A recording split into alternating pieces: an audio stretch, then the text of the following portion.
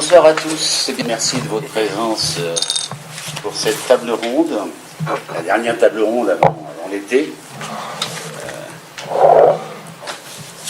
qui est organisée à l'occasion de la publication de cet ouvrage que je vous recommande vivement, Monde à Lim 2030, panorama prospectif de la mondialisation des systèmes alimentaires.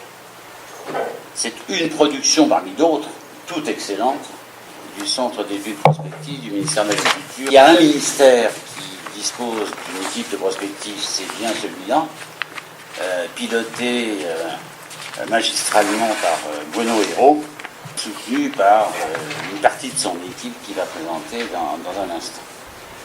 Ce document est intéressant puisqu'il procède à un panorama des grandes tendances, pas de l'alimentation, pas de l'agriculture, mais des systèmes alimentaires, j'espère que vous allez vous en expliquer, tout en démarrant d'ailleurs par une clé d'entrée qui est la mondialisation et en expliquant en gros que l'avenir du paysan breton est tributaire de l'Ukraine ou je ne sais plus où. Alors, en même temps, c'est pas uniquement un panorama tendanciel, c'est pas de l'extrapolation des tendances observables aujourd'hui, puisqu'il y a des éléments d'inflexion, de discontinuité, de rupture, pour reprendre le jargon de la prospective. Et tout ça est agrémenté de très nombreux encadrés, et assez excitant et intéressant. Je n'en cite qu'un, dans lequel il est montré comment l'Arabie Saoudite passe de la position d'un pays importateur à un pays exportateur dans le domaine agroalimentaire, ce qui paraît un peu surprenant. C'est un encadré parmi je ne sais pas combien d'autres encadrés, mais qui sont, c'est autant de poils à gratter pour obliger le lecteur à réfléchir, ce qui est tout à fait fondamental dans un ouvrage de prospective. Donc Bruno Hérault, je ne le présente plus, il est chef du service du Centre d'études et de prospective du ministère que j'appelle de l'agriculture et de l'agroalimentaire pour faire simple, en attendant une dénomination officielle. Il a été auparavant rapporteur du commissariat général au plan, à la belle époque du commissariat général au plan, et c'est à mes yeux certainement un des prospectivistes français ou européens les plus habiles au maniement de cette indiscipline. Et à charge pour toi de présenter tes collaborateurs qui t'accompagnent cette table ronde, et avec l'obligation à vous tous de tenir dans un exposé introductif de 45 minutes, 50 minutes, 55 minutes, mais pas plus d'une heure, pour qu'on ait l'occasion de débattre avec vous. Ok, une discipline, ça me plaît bien. C'est une bonne définition de ce qu'on essaye de faire. Je vais commencer par Florent Bidot, donc, qui vous présentera un des chapitres qu'il a rédigé, donc, qui est au CEP, qui a rédigé le chapitre sur les aspects connaissances, opinions, statistiques, mondialisation des idées. Julia Gassi, qui a rédigé le premier chapitre sur les comportements alimentaires, les modèles alimentaires, leur mondialisation, leur transformation. Élise Delgoulet, qui a rédigé et travaillé, quand je dis rédigé, c'est pas que rédigé, c'est fait en amont les séances, documenté, lu, corrigé, réécrit, recommencé. Le chapitre sur la mondialisation des risques et tous les aspects qui tournent autour de ce thème-là. Et puis, alors ces trois-là sont des trois survivants de l'équipe de base, puisque trois autres sont partis sous d'autres horizons. Et une autre personne est arrivée entre-temps, c'est Barthélémy Lanos, qui lui n'a pas rédigé les chapitres, enfin un petit peu, sur la fin, mais qui est bien entré dedans et qui les présente agréablement.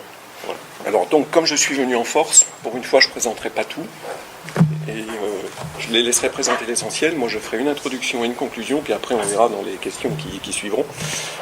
Quelques mots quand même d'introduction sur ce travail. Pourquoi la mondialisation ? Parce que dans un ministère, dans une administration ou dans quelque autre organisation en général, on a tendance à finir par penser en fonction de l'arbre généalogique de l'organisation en question, et puis on oublie qu'il y a d'autres choses qui sont vivantes autour. Et les questions agricoles, en plus, sont très bien balisées par la PAC, donc on a parfois l'impression que être européen, ça pourrait suffire. Donc sortir du cadre franco-français, sortir du cadre français et européen pour faire le détour par le grand monde, savoir ce qui s'y passe, ça nous semblait absolument important pour, d'une part, se donner de nouveaux leviers, en apercevoir de nouveaux, mieux identifier certaines contraintes, en identifier de nouvelles, sortir des sentiers battus. Voilà, il y a toujours des vertus au détour et des vertus à passer par les marges d'un système pour mieux comprendre ce qui se passe, pour mieux relever les défis, pour mieux déterminer l'action publique de demain. Quelle mondialisation? Alors pas une mondialisation état, situation, photographie. On a bien pris mondialisation au sens étymologique. Si on met du ion à la fin, on en construit un mot en français qui veut dire que ça se déroule de façon processuelle. On n'est pas dans un mécanisme, mais dans un processus au long cours, multiséculaire, multimillénaire même certainement. Donc on a vraiment pris ça pour argent comptant et on essaye dans ce document de tirer le plus de fils possible depuis le passé le plus lointain jusqu'au futur le plus incertain. Et donc c'est vraiment la mondialisation des processus alimentaires, c'est des découvertes de recettes, des découvertes de plats, de graines, de la transformation, des innovations techniques, c'est de la recherche scientifique, c'est tous ces sujets-là qui sont passés. Mais néanmoins, on a tenu compte d'inflexions, pas forcément de crise, mais de virage dans cette mondialisation. Et il semble, par exemple, que les années 1988-2000, fin du bloc de l'Est, chute de l'Union soviétique, chute d'autres régimes assez autoritaires sous d'autres latitudes, tendance du monde à être de plus en plus multipolaire, voire apolaire. Enfin là, il y a eu montée de la Chine, montée de l'Inde, inflexion démographique africaine. Voilà, on a considéré qu'on était dans une phase à l'intérieur de grandes étapes et on s'est particulièrement intéressé sur ce qui s'est passé dans les 20 à 30 dernières années. Et c'est une mondialisation qu'on a voulu, comme habituellement en prospective, pas sectorielle. La prospective est systémique, donc elle considère qu'il faut embrasser l'ensemble des manifestations de la réalité. Et on s'intéresse autant à la mondialisation sociale que technique, que économique, que climatique, que juridique, que logistique, informationnelle. C'est une mondialisation des systèmes alimentaires.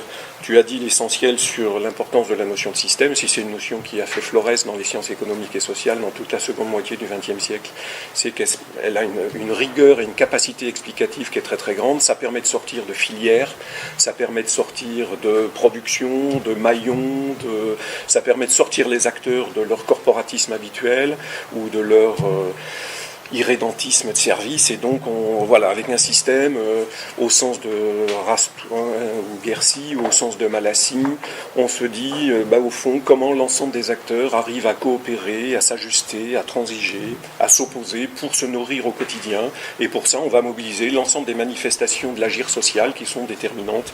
Donc on est vraiment parti d'un système alimentaire dans toutes ses composantes, mais on est parti, et grâce à cette notion de système, on est aussi parti du bas, entre guillemets.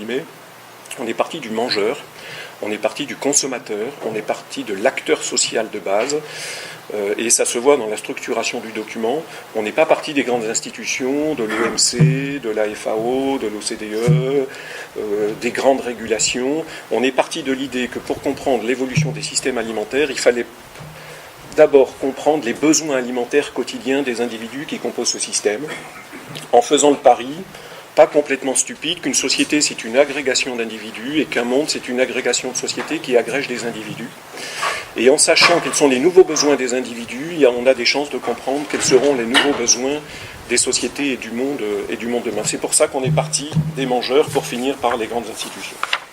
On n'a pas cherché à faire des scénarios, mais on a fait une analyse de tendance. Toutes choses égales par ailleurs, on a prolongé le trait. Il nous semblait que sur un sujet comme ça, qui était déjà encyclopédique, si on essayait de faire des scénarios contrastés, on allait se perdre. Et puis très souvent, vis-à-vis du décideur, de l'acteur, du commentateur, de l'observateur, les scénarios accroissent l'incertitude, le doute et peuvent être abandonnés. Et en revanche, pour faire prendre conscience, dire à quelqu'un, voilà, si je prolonge le trait, on rentre dans ce mur-là, on rencontre cette contrainte-là, on ne passe pas pour ces raisons-là, ça peut avoir des vertus mobilisatrices angoissante parfois, mais ça crée une prise de conscience, puisque vous savez toutes et tous que la prospective, ça n'est pas imaginer demain, mais c'est prendre le prétexte d'imaginer demain pour décider demain matin. Et que donc ce qu'il faut, c'est peut-être parfois dire des choses pas très très justes pour prendre des décisions tout à fait bonnes. Donc on a fait une analyse de tendance, sans mésestimer les virages, les ruptures, les crises, les réorientations.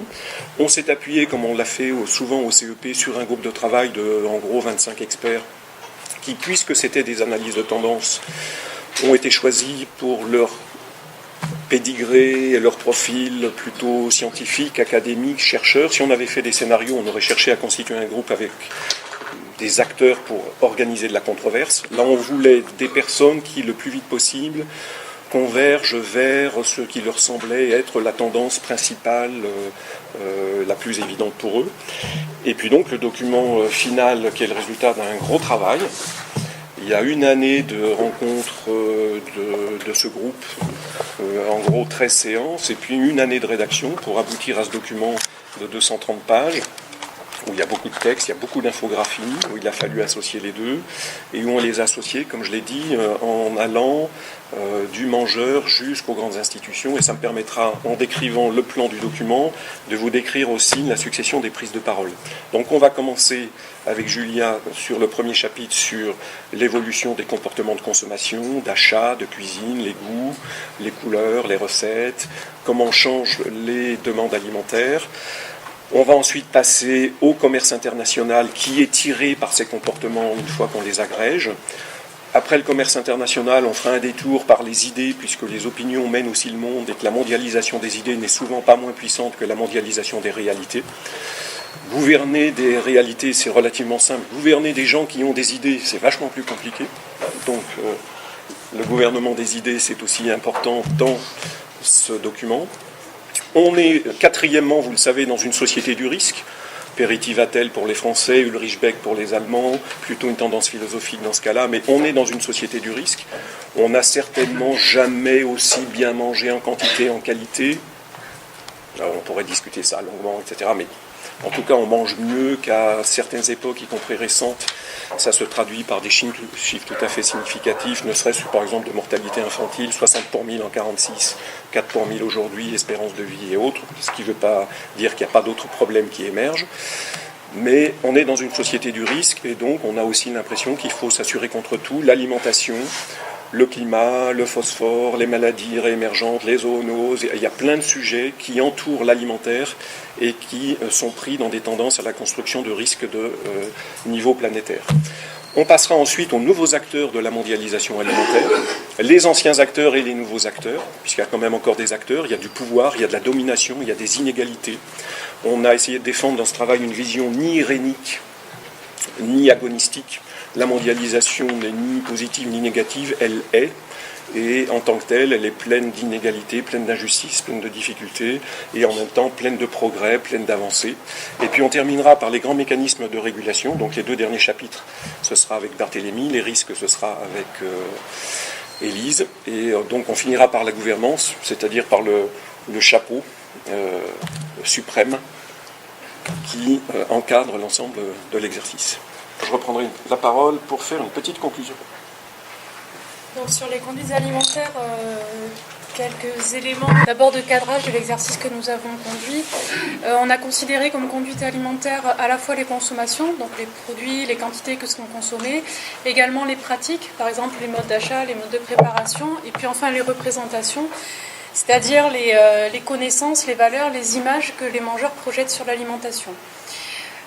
Pour conduire cette analyse, on a considéré les couches moyennes. Donc à l'échelle mondiale, en fait, elles regroupent des populations qui présentent des caractéristiques similaires, qui sont majoritairement urbaines, qui sont salariées, qui ont une meilleure protection sociale, etc. Ces couches moyennes, elles représentent actuellement environ un quart de la population mondiale et elles vont être en forte croissance dans les années à venir, donc représenter en 2030 à peu près 60% de la population et qu'en 2030, plus des 2/3 de ces couches moyennes seront localisées en Asie. On les a choisis comme focale d'analyse en fait parce que ce sont les types de populations qui portent les changements sociaux de manière générale et donc en particulier les changements alimentaires et ceux dans tous les pays. Et donc on les a considérés comme des révélateurs de la mondialisation des conduites alimentaires, quitte à ce que les tendances identifiées se diffusent ensuite à plus ou moins long terme au reste de la population. De manière générale, nous avons identifié des tendances à la diffusion, à la concomitance, à l'homogénéisation de certaines composantes des conduites alimentaires, mais qui sont accompagnées à chaque fois qu'elles rencontrent des situations locales, des situations particulières. Donc elles sont accompagnées par des réactions, du métissage, de la différenciation. Et c'est ce que je vais illustrer avec une sélection des tendances identifiées dans ce chapitre. Première grande tendance qui est à l'œuvre depuis plusieurs dizaines d'années, c'est celle de la convergence des grands équilibres de la consommation. Alors on a depuis les années 60 notamment une augmentation à l'échelle mondiale de la disponibilité alimentaire moyenne par personne et par jour. Ce sont les transitions nutritionnelles en fait qui portent cette convergence. Donc les transitions nutritionnelles en fait elles sont liées à l'augmentation du revenu qui dans un premier temps conduit à une augmentation des quantités consommées et ensuite à une évolution de la structure de la ration puisqu'on va avoir une augmentation forte de la part des lipides, une diminution de la part des glucides et puis ensuite au niveau des protéines une substitution des protéines végétales par les protéines animales, une substitution partielle bien sûr. Ces transitions nutritionnelles se font avec des vitesses et des pas de temps qui sont différents en fonction des pays. Sachant qu'y compris pour des pays de même niveau de développement économique, on va avoir des différences qui se maintiennent, ne serait-ce que parce qu'il y a des différences culturelles et d'habitudes alimentaires entre pays. Nous avons fait un focus particulier sur les produits animaux puisqu'ils sont révélateurs de ces évolutions-là. Donc ce que représente le graphique que vous avez là, c'est l'évolution entre les années 60 et les années 2010 pour différents pays de la part des calories animales dans les calories totales par personne et par jour. De manière générale, on voit une augmentation de cette part des calories animales pour tous les pays. Mais si on rentre un peu dans le détail, il y a vraiment des spécificités. Par exemple, si vous regardez entre la Chine et l'Inde, qui sont des pays relativement proches, si on les regarde d'assez loin, il y a quand même des différences très marquées en termes de part de protéines animales consommées. Et là, c'est lié en particulier à des questions culturelles. Accompagne cette convergence des grands équilibres de la consommation des enjeux nutritionnels. Si on a de manière générale une diminution de la proportion de la population mondiale qui est confrontée à des situations d'insécurité alimentaire, on a cependant de nouveaux enjeux qui apparaissent et qui vont être de plus en plus prégnants dans les années à venir. C'est d'une part les questions de faim cachée qui sont liées à des carences alimentaires et puis les questions liées au surpoids, à l'obésité, aux pathologies alimentaires qui sont liées. Alors, seconde grande tendance que nous avons identifiée, qui est là également à l'œuvre depuis des centaines d'années, c'est celle de la diffusion à grande échelle de produits alimentaires. Cette diffusion s'est accélérée avec l'industrialisation des systèmes alimentaires et a conduit à la diffusion à l'échelle mondiale de produits transformés.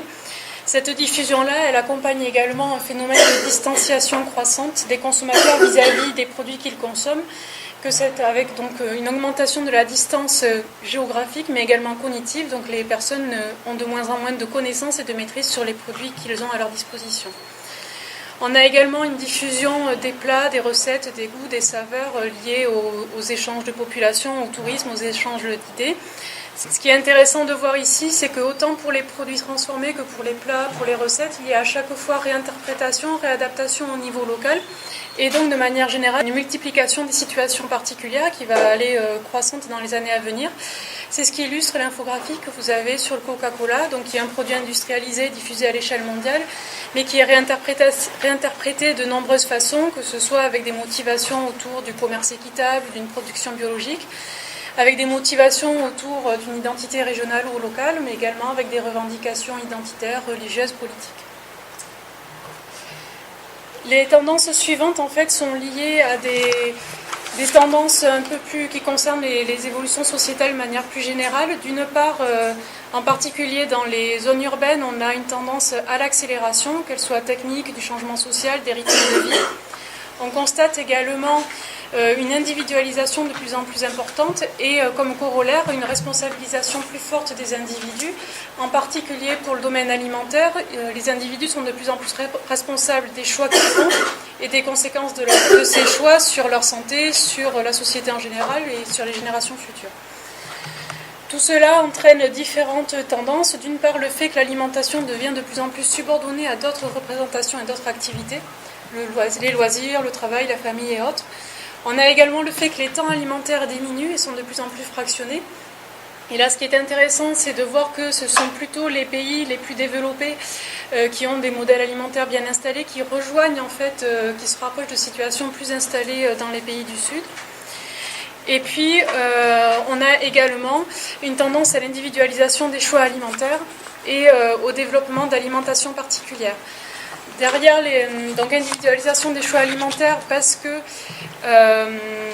les individus vont être plus libres et décider plus par eux-mêmes des consommations qu'ils souhaitent avoir. Les alimentations particulières en fait se réfèrent au développement de nouvelles communautés autour de l'alimentation. Pour ce qu'on connaît bien, nous, c'est le sans gluten, le végétarisme par exemple.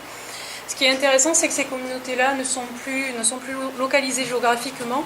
Elles vont être également de plus en plus labiles, pouvoir se reformer, grandir, diminuer en fonction du temps et notamment des âges des individus. Ce qui a été particulièrement souligné dans ce travail-là, c'est qu'il y a également une pro-tendance qui est présente à l'échelle internationale, c'est le fait qu'il y a une partie de la population qui va rechercher un retour aux fondamentaux ou en tout cas se rattacher à des pratiques traditionnelles ou pensées comme ancestrales et qui sont plus rassurantes dans ce contexte. Et puis pour finir sur cette tendance-là, tout cela fait écho à des choses qui sont plus détaillées dans l'ouvrage, et notamment au phénomène de diététisation de l'alimentation, le fait que les questions de diététique, de médicalisation sont de plus en plus prégnantes dans les pratiques individuelles, avec une ouverture également plus en point d'interrogation sur l'émergence dans les années à venir d'un mangeur augmenté qui serait assisté dans ces pratiques par des outils numériques notamment. Et puis pour terminer, ce que l'on a constaté, c'est que de manière générale, pour les couches moyennes urbanisées en particulier, on a un mangeur qui est à la fois attaché au local, puisqu'il est ancré dans une zone géographique, mais il est aussi en lien avec l'échelle mondiale, alors dans ses pratiques alimentaires, par les produits qu'il consomme par exemple, mais également parce qu'il a à sa disposition des systèmes d'information et de normalisation qui sont construits à l'échelle mondiale. On constate également qu'il y a l'émergence de nouvelles formes d'expression et d'action pour les individus via les réseaux sociaux, mais également des actions de pétition, de boycott dématérialisé sur les questions alimentaires. Ces individus ont également à leur disposition toutes les opportunités offertes par l'économie collaborative. Et puis enfin, on constate à l'échelle mondiale l'émergence de nouvelles valeurs communes, alors autour des questions de proximité, de local et également d'environnemental. Et là, ce qui est intéressant, c'est que c'est l'agrégation d'une multiplicité en fait de traduction de ces valeurs-là dans les comportements. Donc c'est cette agrégation qui est porteuse de transformation dans les années à venir à l'échelle mondiale. Et donc tout cela nous amène à poser une question en fait qui est une interrogation en fin de ce chapitre, c'est de savoir si d'ici 2030 on aura réellement l'émergence d'un mangeur politique qui serait acteur à part entière des systèmes alimentaires. Donc le deuxième chapitre porte sur les questions de commerce des produits alimentaires et agricoles. Et il démarrait sur une question sous-jacente qui était de savoir si on était plutôt dans une logique d'approfondissement des échanges, des interactions entre les États, un approfondissement plutôt continu mais réversible, ou au contraire dans l'émergence d'un vaste marché intégré. Donc pour vous donner quelques chiffres, la part par exemple du commerce, donc des produits alimentaires et agricoles, ces 50 dernières années, dans la totalité du commerce international, est passée de 20 à 8%. Elle a été multipliée, donc ces échanges en volume, par 7, donc à prix constant, et rien que les exportations donc, représentent environ 1400 milliards de dollars. L'idée aussi, c'est qu'on est dans un système en fait, où il y a une mutation de la géographie des échanges. Donc ces cartes montrent deux stades des échanges intercontinentaux. Donc pour donner également une référence, ça représente à peu près 40% du commerce international. Donc cette évolution, c'est entre 1995 et 1996, il y avait par exemple un pourcentage équivalent donc, de ce commerce au niveau transatlantique et au niveau transpacifique. Et ce qu'on a vu donc, sur les dernières années, c'est une bascule donc, progressive de l'Atlantique vers le Pacifique, avec des échanges donc, transpacifiques devenant plus importants, de l'ordre de 32%, par rapport aux échanges transatlantiques donc, qui sont de l'ordre d'une vingtaine de pourcents.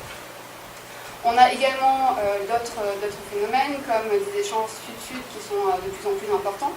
Donc, par exemple, des pays d'Amérique du Sud vers l'Afrique du Nord et du Moyen-Orient au détriment des importations européennes, mais également donc, des Amériques ou de l'Asie du Sud-Est vers des pays comme la Chine. Et donc cette mutation en fait, de la géographie des échanges est principalement donc, sous l'impulsion de pays émergents, donc la Chine comme pays importateur ou encore le Brésil comme pays exportateur, mais aussi donc, de considérations plutôt géopolitiques autour de la sécurité alimentaire et la question de diversification de fournisseurs de produits agricoles. Autre tendance, celle de la diversification donc, des flux, des pays, des produits. Donc, le graphique que vous avez là vous montre la part donc, des importations et des exportations donc, des 5, 10, 20 pays, plus grands pays, donc, principaux pays. Et je reviendrai dans un deuxième temps sur les indices d'Herfindahl. Donc, les courbes en haut sur ces parts d'importation et d'exportation montrent par exemple qu'on a un effritement donc, de la part des principaux pays donc, là importateurs qui passe donc, la courbe la plus en haut de 90% à 70%. Parallèlement aussi, on a un éclatement donc, de ce commerce donc, à l'import et à l'export qui vous est représenté par les deux courbes que vous avez en bas, donc, en rose et en bleu, qui reposent sur l'indice d'Herfindahl. Donc plus l'indice d'Herfindahl est élevé, donc se rapproche de 1, plus l'activité étudiée est concentrée. Et donc là, ce qu'on voit, c'est une érosion de cette concentration, donc plus importante pour l'import que pour l'export. Et si on s'intéresse aux projections de l'OCDE, on a une érosion qui continue à l'horizon 2030 pour l'import, mais une reconcentration au niveau de l'export, sachant que ces conclusions-là ne sont pas valables pour les produits alimentaires transformés. Autre élément est la diversification des pays. Donc, par exemple, dans les années 90, un pays sur 4 échangeait avec 50% des autres pays du monde. On est passé entre 43 et 46% dans les années 2010, selon qu'on considère respectivement importation et exportation. Et dans les projections, on aurait 50% des pays qui échangeraient avec 53% des autres pays du monde. Donc on a un réseau qui se complexifie avec des effets, avec des implications de plus importantes. Autre dernier élément sur les produits, donc, qui sont moins évidents à étudier que les échanges agrégés de flux qui se retrouvent grâce aux questions de la nomenclature douanière. On a pu aussi montrer, par exemple, pour un produit, qu'il y avait de plus en plus de pays importateurs, donc ça c'est sur 320 produits, et pour un même pays, de plus en plus de produits qui étaient importés donc sur les 15 dernières années. Autre logique qui est abordée dans ce chapitre, c'est la logique des chaînes globales de valeur. Donc l'idée c'était de ne pas avoir uniquement une approche classique donc, du commerce international avec le couple importateur-exportateur, mais aussi de regarder la logique donc, du secteur privé et en particulièrement l'éclatement des tâches à l'échelle planétaire. Donc ce qui vous est représenté sur le graphique, c'est la part donc, dans la valeur ajoutée exportée qui a été préalablement importée. Donc l'idée par exemple, c'est que pour faire une pizza, vous allez importer donc, de la sauce tomate d'un pays A, vous allez importer de la farine d'un pays B, de la logistique d'un pays C, etc. En ordre de grandeur, pour les produits agricoles, donc cette part est de l'ordre de 14%, et donc c'est les colonnes en bleu, et pour les produits alimentaires, elle est plutôt de l'ordre de 22%. On a aussi une importance donc, du commerce intra-firme, mais aussi des services à l'intérieur donc, de cette valeur ajoutée, donc préalablement liée au service, qui est exportée, et qui est plutôt de l'ordre de 24% pour les produits agricoles et 37% pour les produits alimentaires transformés. Donc ce qui est notable également, c'est que c'est une réalité donc, pour le système alimentaire, mais moins importante que pour les autres secteurs industriels. Et on a également vu récemment un reflux donc de cette logique d'éclatement, mais une tendance récente qui laisse quand même donc, un présager, plutôt une incertitude sur le fait que ce soit un soubresaut transitoire, soit une mutation plus durable. Une autre façon donc, de regarder le commerce, c'était via la théorie donc, de l'approfondissement des échanges par l'intégration économique, c'est-à-dire le fait que les prix domestiques reflètent les prix au niveau des marchés internationaux. Donc cet alignement qui a été qualifié d'idéal économique par le groupe Mondalim pour deux raisons. Une raison qui est les attentes des consommateurs, par exemple le fait que l'on produise du maïs jaune en Europe et en Amérique du Nord et qu'il y ait des consommations au Mexique et dans l'Afrique de l'Est de maïs blanc. Et l'autre considération, c'est celle sur les politiques publiques et en particulier celles qui sont ajustées en cas de variation de prix importante, comme dans le cas de la crise 2007-2009, celle des politiques aux frontières. Pour avoir quelques éléments sur cette transmission à partir de la littérature, on peut voir au moins trois phénomènes. Le premier, c'est que cette intégration dépend du produit étudié. Donc à gauche, vous avez le prix du blé, l'intégration au niveau du blé, et à droite, celle du riz, et on voit l'intégration qui est plus importante au niveau du riz. Vous avez aussi une transmission qui se fait à retard, de 3 à 6 mois, voire une année. Et également, pour les pays connectés, une transmission qui est atténuée, par exemple une variation de la volatilité de 10% sur les marchés internationaux sera de 2 à 7% sur les marchés domestiques. S'il y a un prix mondial du blé ou un prix mondial de telle ou telle denrée, il est formulé en dollars. Un dollar, ça n'a pas la même signification pour un Indien, pour un Brésilien, etc. Donc vous êtes en pari des pouvoirs d'achat ou vous êtes en dollars Là, je pense que les corrélations ont été faites l'élasticité a été faite en dollars, mais effectivement, les questions d'inflation, déflation, de taux de change sont bien prises en compte à l'intérieur. Donc oui, il y a cette réalité-là qui est derrière. Et donc pour finir, la littérature sur ce sujet-là reste relativement, qui est empirique, relativement lacunaire et ne permet pas en fait de dégager de tendances claires à l'horizon 2030. Donc le troisième chapitre de Mondalim est consacré aux questions d'information et de connaissances, de R&D et d'innovation. L'information, elle est au cœur d'une ingénierie globale des problèmes publics dont les structures sont de plus en plus intégrées à l'échelle planétaire avec des dispositifs classiques de bases de données statistiques comme FAO-Stat où le rôle des États est encore important, c'est un rôle pivot de collecte, de remontée d'informations. Avec aussi des dispositifs d'observation satellitaire qui tendent à s'affranchir des frontières et donc à dépasser les États par le haut, des réseaux de surveillance et d'alerte, le dispositif de suivi mis en place dans le cadre d'AMIS, donc après le G20, par le G20, après les émeutes de la fin de 2007-2008 pour savoir où en étaient les récoltes des principales productions agricoles. Et puis aussi elle est dépassée par le bas par des systèmes d'information de marché de nouvelle génération qui s'appuient notamment sur les smartphones. Toute cette infrastructure informationnelle, elle contribue à la mondialisation des représentations, à la circulation des opinions, mais aussi des paradigmes d'innovation, avec des acteurs donc, institutionnels comme la FAO, la Banque mondiale, qui s'engagent, mais aussi des ONG, les fondations philanthropiques, et puis bien sûr les grandes firmes multinationales.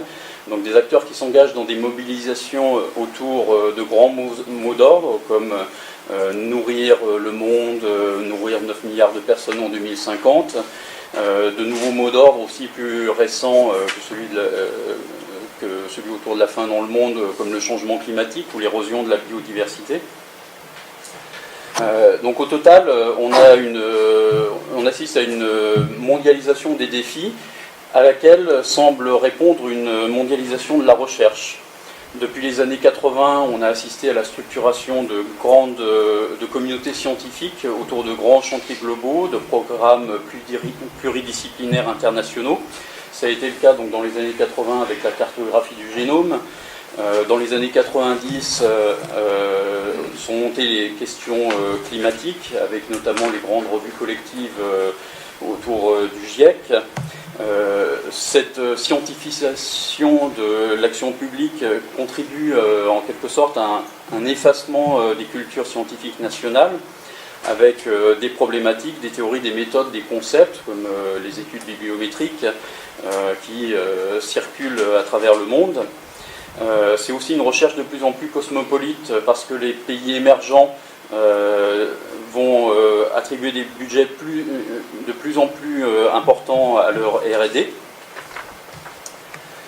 avec notamment le cas de la Chine, de l'Inde et du Brésil. Ce n'est pas le cas pour tous les pays en voie de développement.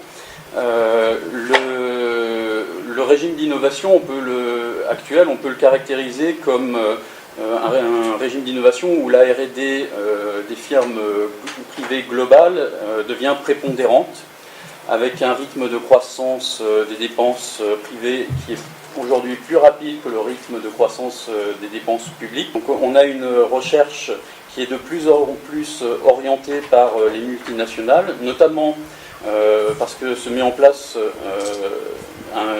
un nouvel esprit de la recherche autour du mode projet, avec des partenariats publics-privés qui deviennent une modalité indépassable, incontournable d'écofinancement. Les fondations philanthropiques notamment sont revenues sur le devant de la scène. Donc, dans la phase précédente de mondialisation agricole, la Révolution verte, on avait par exemple la fondation Rockefeller. Aujourd'hui, on a des budgets très importants au niveau de la fondation Gates. Ce régime d'innovation aussi, il est sanctionné au niveau juridique, donc, de la propriété intellectuelle par les brevets qui tendent à supplanter les autres régimes de propriété intellectuelle, comme le COV en matière végétale.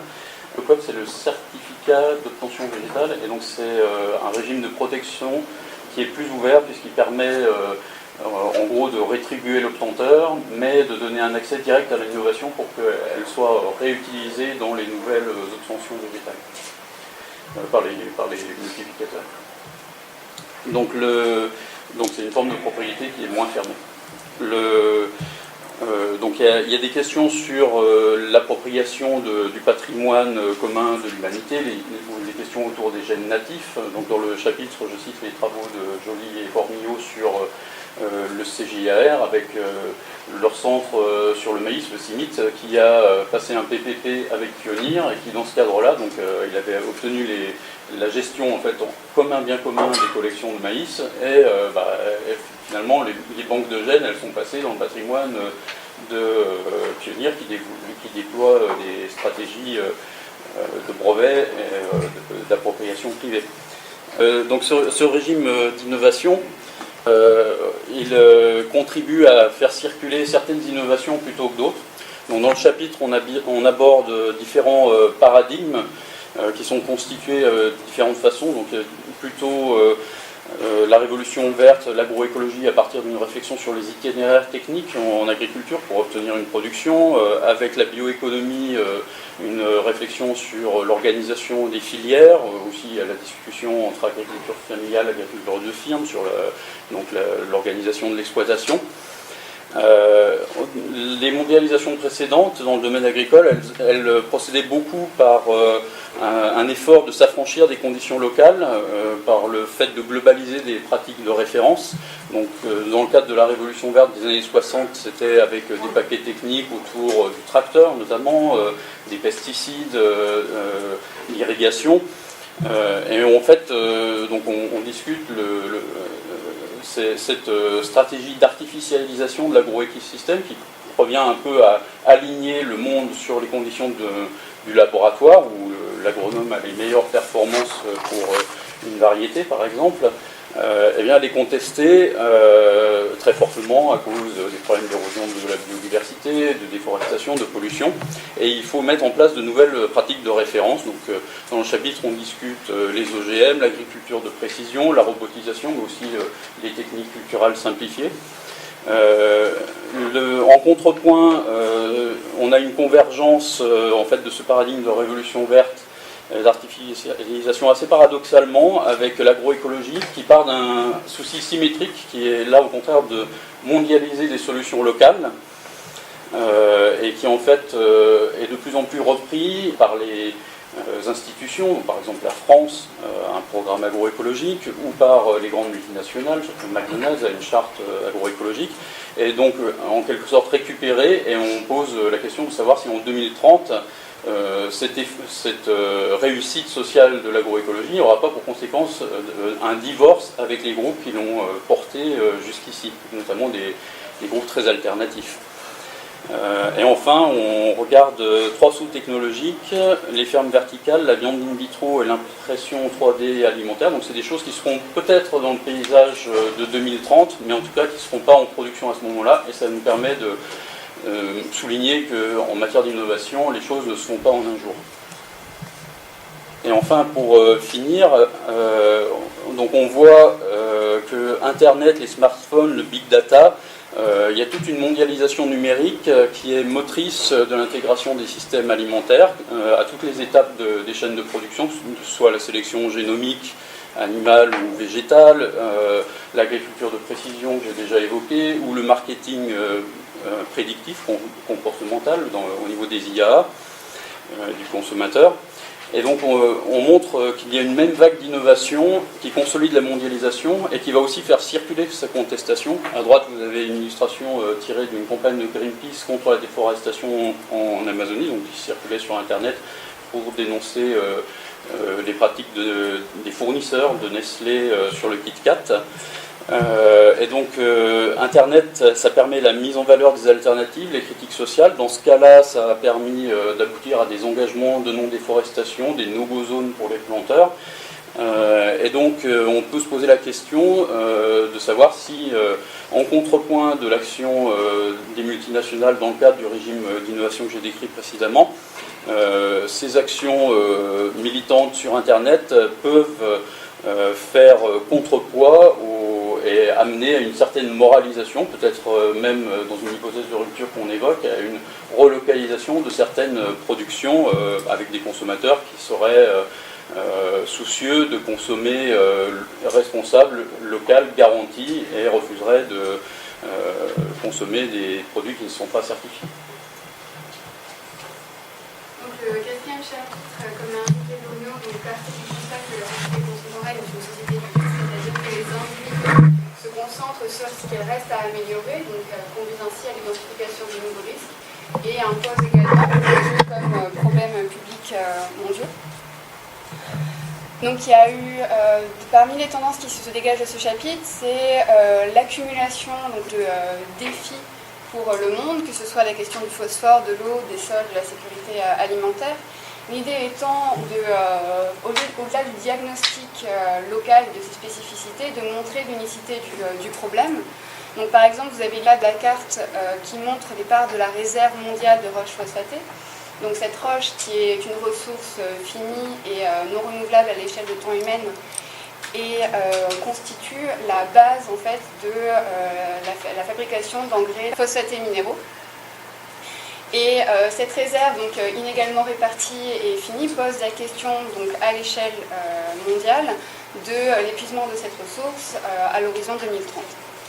Autre façon de voir ces défis pour le monde, c'est donc via des enjeux de représentation planétaire et plutôt donc, de façon synthétique. Donc ce que vous avez donc, à droite avec le schéma donc, de Planet Boundaries, qui étudie 9 domaines de régulation donc, biophysique et la stabilité du système Terre associé. Donc vous retrouvez en bas à gauche la question du phosphore avec les flux géochimiques ou en haut la question du changement climatique. L'idée étant que plus la limite est dépassée, plus le risque d'avoir une modification brutale de l'environnement est importante. Donc ces représentations planétaires, elles reposent sur des travaux scientifiques et elles visent à interpeller, mobiliser les acteurs sur ces enjeux.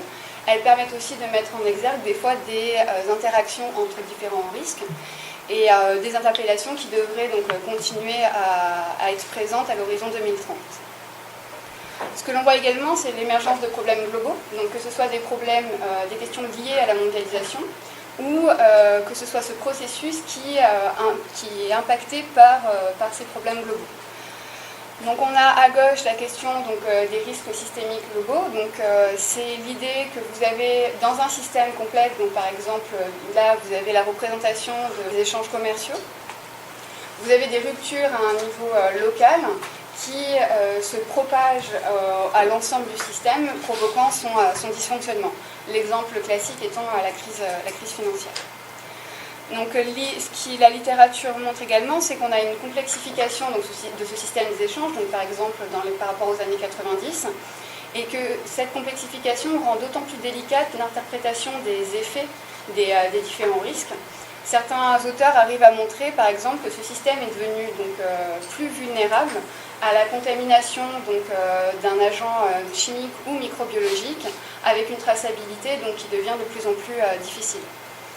À droite, vous avez un autre exemple qui est le changement climatique, risque global par excellence, puisque les émissions de gaz à effet de serre n'ont pas de frontières, mais qui est également construit comme un problème public, dont les impacts sont susceptibles de reconfigurer, par exemple, les zones propices à certaines cultures et donc la position de certains pays producteurs.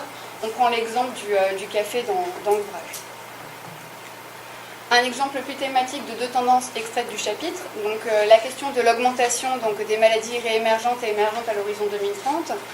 Donc, en bas à gauche, vous avez la carte sur les infections zoonotiques avec une évaluation du risque à partir des événements passés. Donc plus le risque est élevé, plus la zone indiquée est en rouge.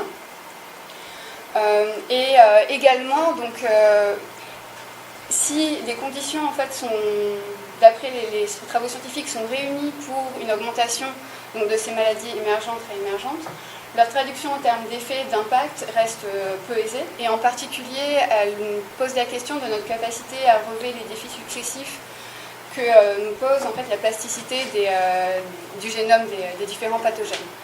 Seconde tendance, la question d'antibiorésistance et résistance, illustrée en bas à gauche par l'évolution du nombre de cas déclarés de résistance d'un adventice à un herbicide.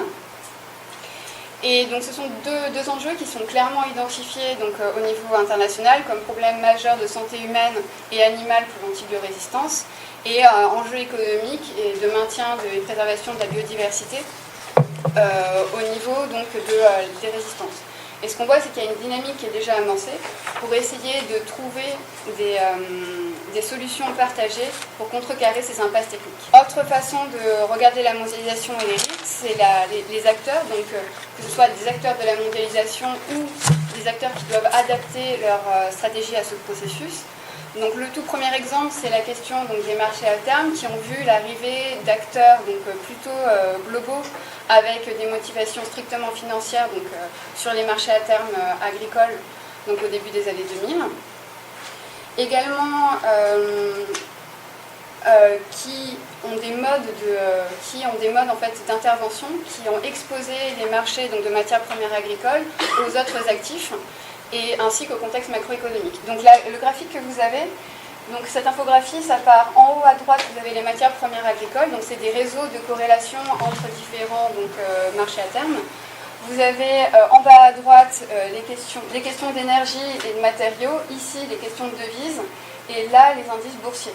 Donc ce que vous voyez, c'est qu'il y a une densification du réseau de corrélation sur la période 2006-2013 par rapport à la période 2000-2006, puis un détricotage sur la période 2012-2016. Parallèlement, il y a aussi des acteurs qui doivent s'adapter au processus de mondialisation, comme les entreprises, pour qui les chaînes globales de valeur peuvent être également des canaux de transmission de risques systémiques.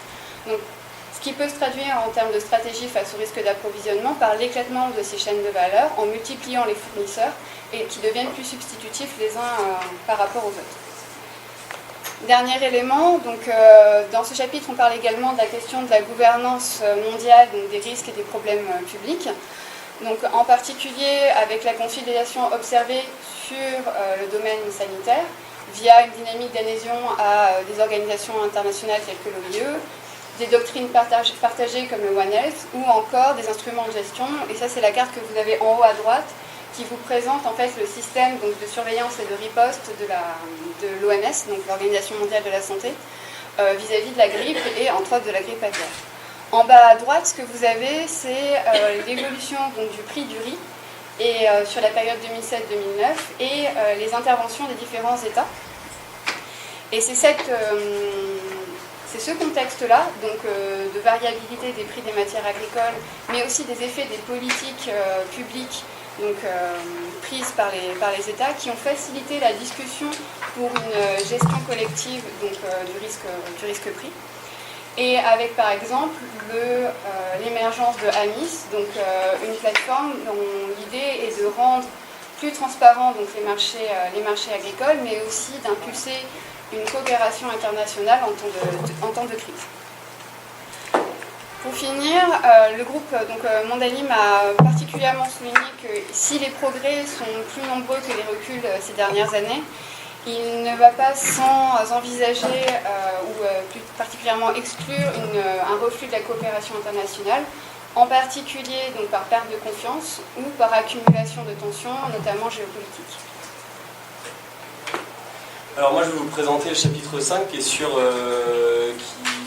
les acteurs, le foisonnement des acteurs et leurs interactions.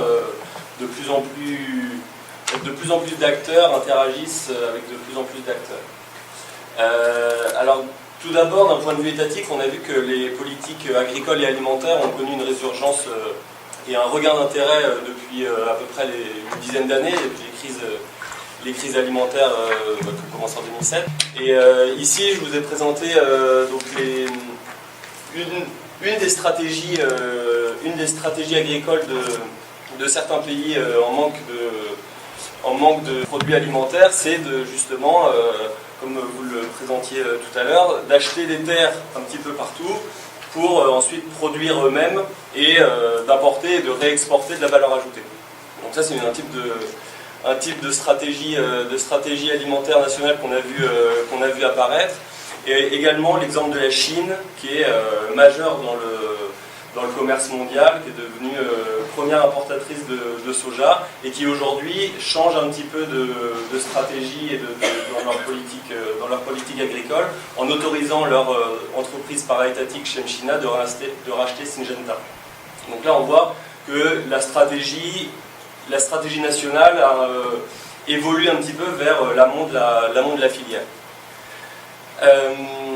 Toujours du point de vue des États, on a vu que depuis, de toutes les tendances qu'on a pu voir, l'affirmation des émergents, des pays émergents et des pays en voie de développement, tout d'abord dans les échanges commerciaux, comme je le disais, la Chine, première importatrice de soja, ou l'Inde en 2016 qui est devenu le premier pays exportateur de viande bovine. Deuxièmement, dans les relations internationales, on voit que les pays émergents sont ont de plus en plus de poids.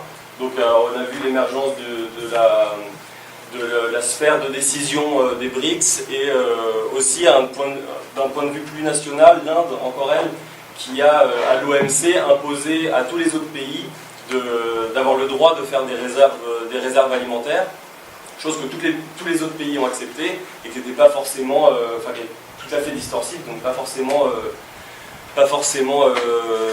acceptable du point de vue de l'OMC. Donc maintenant, il y a vraiment une affirmation dans les organisations internationales de ces pays émergents. Et en troisième point, comme le montrait Florent tout à l'heure, on a une émergence de pôles de connaissances ou de pôles de recherche un peu dans le monde entier, et notamment dans les pays émergents. On voit ici l'infographie qui présente la part de différents pays, notamment Brésil, Inde, Chine, dans les investissements publics de R&D.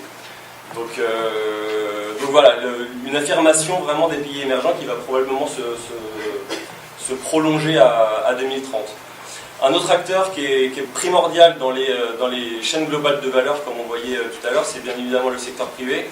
Et donc les grandes marques agroalimentaires qui deviennent de plus en plus grosses et finalement des gestionnaires de droits de propriété et non plus forcément des productrices de produits alimentaires.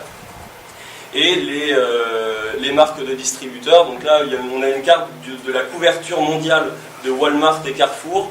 Walmart étant le premier distributeur mondial et Carrefour le 6e. On voit que c'est absolument c'est sur tous les continents et dans énormément de pays à travers des partenariats ou leur enseigne principale qui sont donc finalement les distributeurs qui deviennent des goulets d'étranglement de distribution des produits alimentaires. Donc là on voit que bon, c'est une tendance qu'on a bien identifiée, et à 2030 on peut se poser la question de si ça sera toujours le cas, s'il y aura peut-être le développement du commerce par internet, etc. Donc on voit certains signaux, on ne sait pas encore si ça va prendre ou si ça va rester dans du marché physique. Un dernier focus qu'on a voulu donner, c'est l'émergence de nouveaux acteurs qui n'étaient pas du tout là avant, les collectivités territoriales ou les villes, qui prennent à bras le corps leur politique alimentaire, leur politique d'approvisionnement de leur ville. Donc là, c'est des métropoles. On a l'exemple de l'exposition universelle de 2015 à Milan, où tout un réseau de villes a signé un pacte pour leur politique alimentaire et assurer un approvisionnement via des systèmes alimentaires durables, inclusifs et résilients. Donc ça, c'est quelque chose qu'on a vu émerger récemment et qui va probablement qui va potentiellement s'intensifier à 2030. Et le dernier slide qu'on a sur ces acteurs, c'est on a vu l'émergence d'un certain nombre d'acteurs, et aujourd'hui on a une multiplication des zones d'interaction avec les différents d'acteurs entre acteurs. Ici, on a montré la stratégie des Pays-Bas pour l'élaboration d'une politique agricole. Donc tout d'abord la sensibilisation, l'élaboration de la politique, et ensuite la mise en œuvre, locale puis internationale. Et ce qui est vraiment intéressant de voir ici, c'est que les Pays-Bas, une stratégie maintenant nationale de politique, de recommandation politique, ne se fait plus du tout par un État étatique de haut en bas. C'est-à-dire que maintenant il y a une myriade d'acteurs et tout le monde interagit avec tout le monde, et ça pose la question centrale du rôle d'un État. Quel est son rôle aujourd'hui? Est-ce que c'est de simplement recommander une politique, ou est-ce que c'est de communiquer, d'accompagner les acteurs au travers de l'élaboration de cette politique? Ce qui est à noter aussi, c'est que on a d'autres schémas comme celui-ci dans l'ouvrage. Là, c'est pour un État, donc les Pays-Bas en l'occurrence, et on a la même chose pour d'autres acteurs, type organisation non gouvernementale ou même des multinationales. Donc c'est vraiment une tendance qu'on a remarqué, ce foisonnement d'interaction entre les différents acteurs. Donc ça pose la question de la régulation et d'une gouvernance mondiale des systèmes alimentaires. Donc c'est le sixième et dernier chapitre. Alors comment on a défini la gouvernance? Donc on l'a défini comme un système global d'institutions, de normes et de processus avec lesquels les acteurs interagissent ensemble. Donc comme grande tendance qu'on a vue depuis l'après-guerre, c'est que on a des organisations internationales qui sont là, elles sont très stables, elles ont une forte inertie, donc difficile à faire évoluer, mais bon, stables dans les recommandations qu'elles donnent et les politiques qu'elles promeuvent. Donc on a vu récemment un petit peu ce système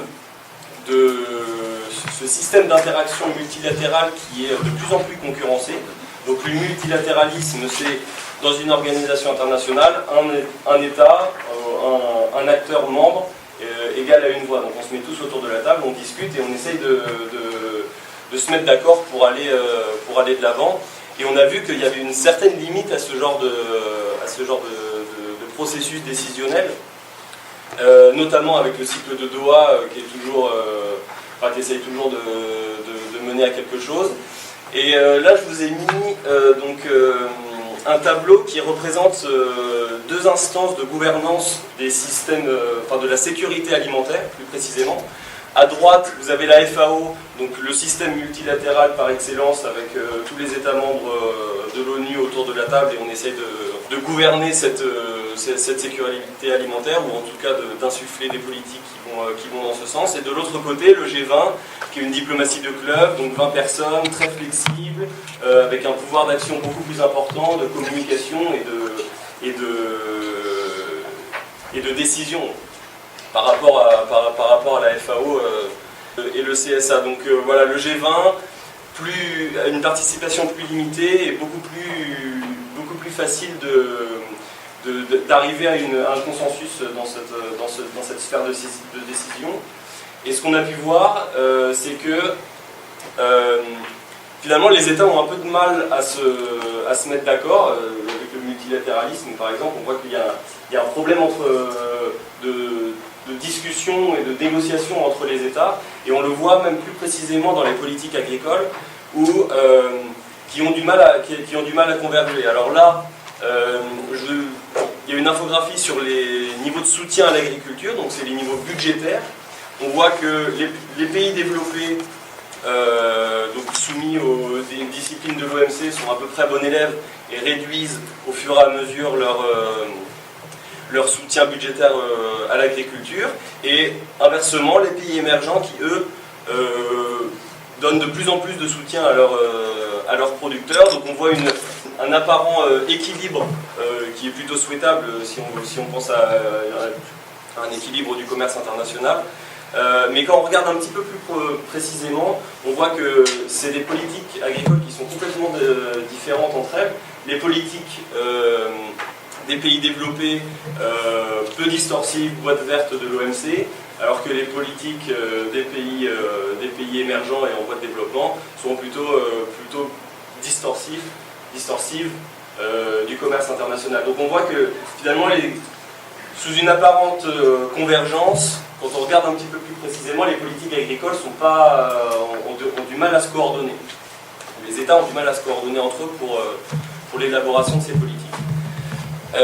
Malgré tout, on a vu une rupture, ou en tout cas un point d'intention qui est la convergence normative.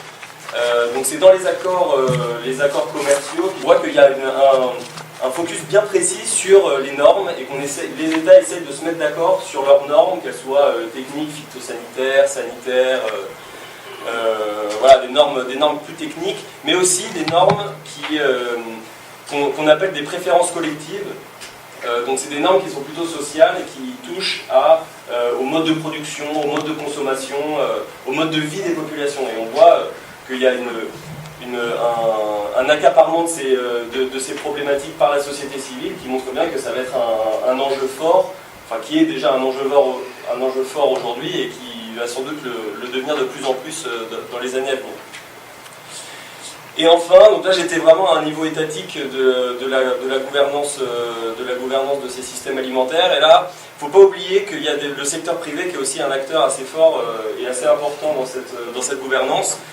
On a l'exemple là juste du Global Gap, qui est finalement des standards de bonnes pratiques agricoles, qui au départ en 2009, donc d'initiatives privées, très peu d'entreprises et très peu de producteurs étaient soumis à ces standards de bonnes pratiques, et depuis jusqu'en 2014 on a vu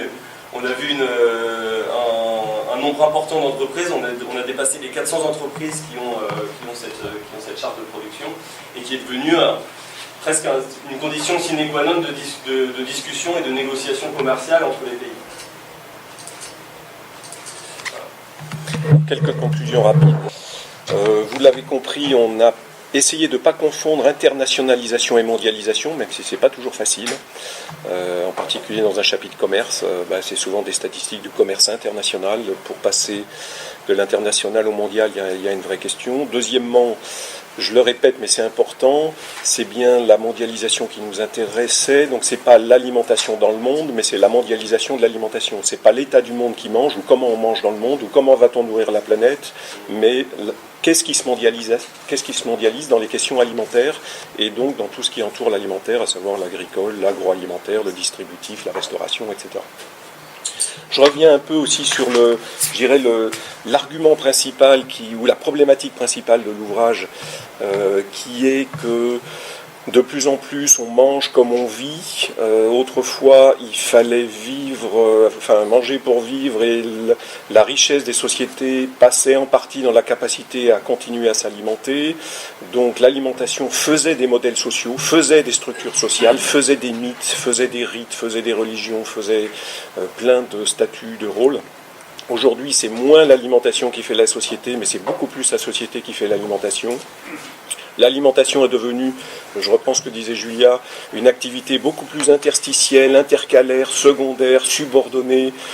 On mange pour pas cher de très bonnes choses quand on veut, en fonction des gens qu'on aime, selon les rythmes de vie qui sont de plus en plus des rythmes de ville, qui sont des rythmes sociaux de plus en plus compliqués. Manger n'est plus un problème, on a plein de solutions pour manger.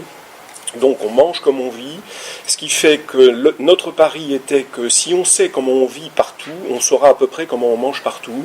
Et ce qu'on a trouvé, c'est que féminisation des sociétés, salarisation des sociétés, urbanisation, métropolisation, développement des États-providence, des systèmes de protection, de l'exode rural, tous ces processus de développement amènent des sociétés à manger à peu près de la même façon.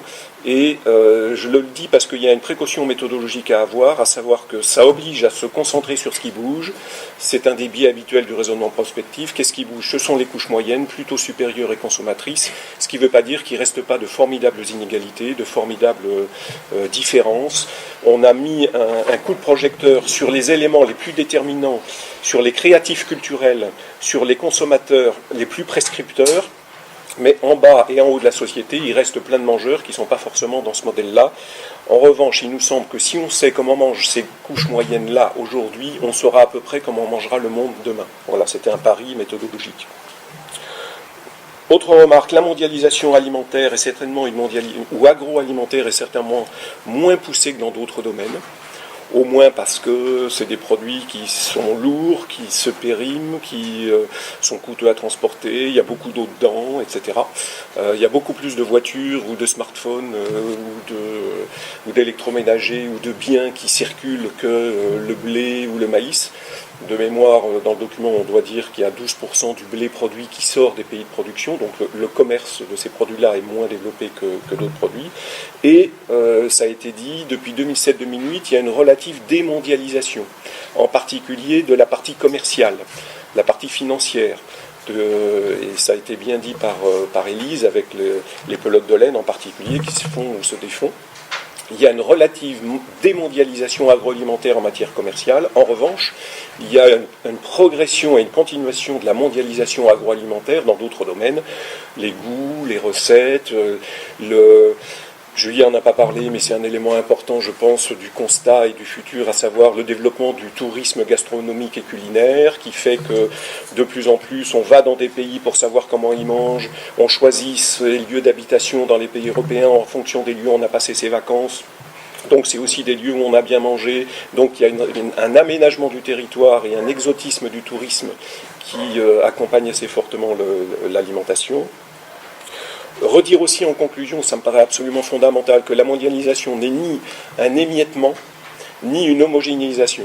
Ça n'est ni une globalisation et une uniformisation de ce que l'on mange et de ce qu'on a dans notre assiette, ni non plus une collection ininterrompue de choses qu'on pourrait manger librement. Il faut se prémunir de ces deux écueils. Contrairement à ce que nous disaient certains au début et au commencement du travail, oui c'est bien, faites ce travail-là parce que comme ça vous allez montrer qu'il y a une uniformisation galopante, dangereuse de l'alimentation. Non. La mondialisation, ce sont des mouvements globaux qui rencontrent des particularismes, et particularisme plus globalité, ça fait complexité croissante.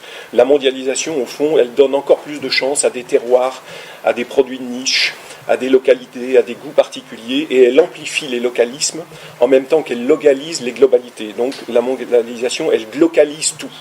Le mondial ne tue pas le local ne tue pas le mondial, mais les deux se renforcent réciproquement pour s'exposer de façon infiniment plus puissante à l'ensemble des mangeurs. Et puis, avant-dernière remarque, on a trouvé 3 types de mondialisation dans le travail. Alors 3 types qu'on avait déjà d'ailleurs un petit peu au début, mais bon, on a renforcé les idées de départ. Il y a une mondialisation par globalisation. Conception typiquement à l'américaine d'une gouvernance mondiale et d'un nouvel État fédérateur, super fédérateur, de plein d'États fédérés en dessous. Ça, ce serait l'acquisition d'un niveau supranational de gouvernance mondiale, comme ont pu en rêver certains, de Kant à les gens qui nous gouvernent aujourd'hui. Mais c'est l'OMC, c'est la FAO, c'est le Codex Alimentarius, et on crée à l'échelle mondiale un niveau de gouvernance.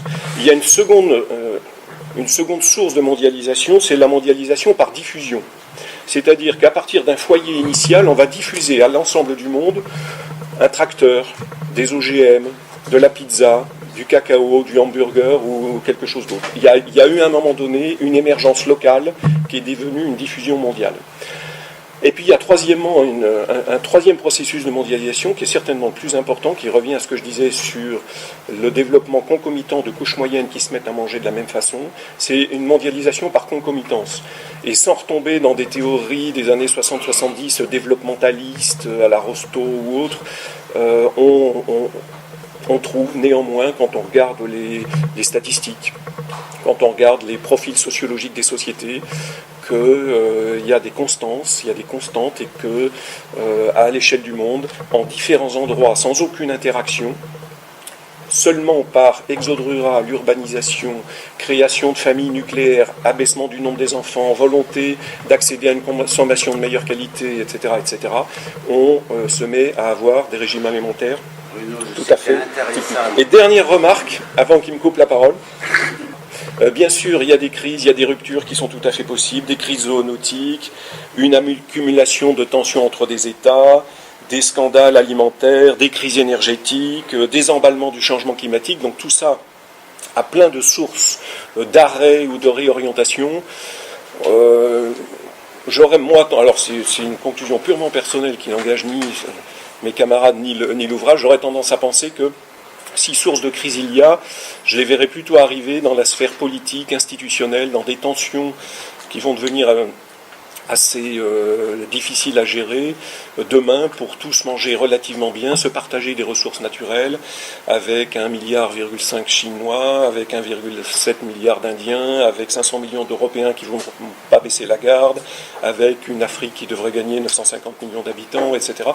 Et sans tomber dans du malthusianisme, c'est plutôt du côté de la sphère politique, de la sphère institutionnelle, ou de tensions organisées entre des États qu'il pourrait y avoir assez vite un virage par rapport à ce que dit le document. Merci beaucoup. Merci à vous 5.